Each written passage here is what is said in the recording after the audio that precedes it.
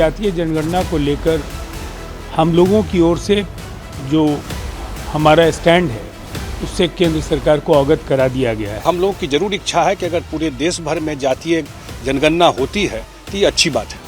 जिस जातीय जनगणना को लेकर अब तक समूचा विपक्ष लामबंद था, अब उसकी गूंज एनडीए के साथी दलों के खेमे में भी सुनाई देने लगी है, क्योंकि अब तक सिर्फ नीतीश कुमार की जेडीयू और चिराग पासवान की एलजेपी ही जातीय जनगणना की बात कह रही थी, लेकिन अब तो चंद्रबाबू नायडू की टीडीपी भी जातीय जनगणना कराने को लेकर मुखर हो गई है।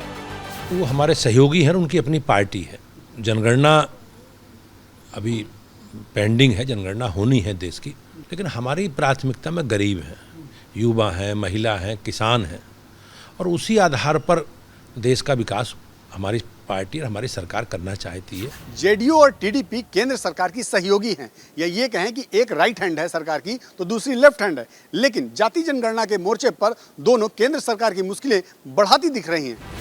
दरअसल बीजेपी जातिगत जनगणना के पक्ष में नहीं है, वो कांग्रेस और दूसरी तमाम विपक्षी दलों को ये कहकर घेरती रही कि ये जातीय जनगणना के जरिए देश को बांटने की कोशिश कर रहे हैं।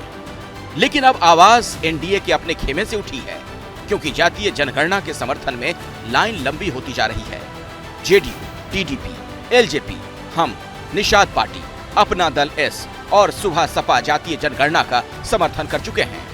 और अब चौतरफा बनते दबाव के बाद ये खबर आ रही है कि केंद्र सरकार जनगणना में जाति का कॉलम जोड़ने पर विचार कर सकती है, क्योंकि बिहार बीजेपी भी जातीय गणना के पक्ष में है।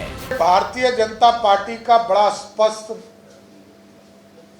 निर्णय है। बिहार यूनिट ने बिहार में जनगणना कराने का काम किया, आरक्षण का समर्थन करने का काम किया, और भारतीय जनता पार्टी पूरे देश में कभी जातिगत जनगणना का कोई विरोध नहीं है। दर्शकों को बता दें, पहले हर 10 साल में जनगणना होती थी।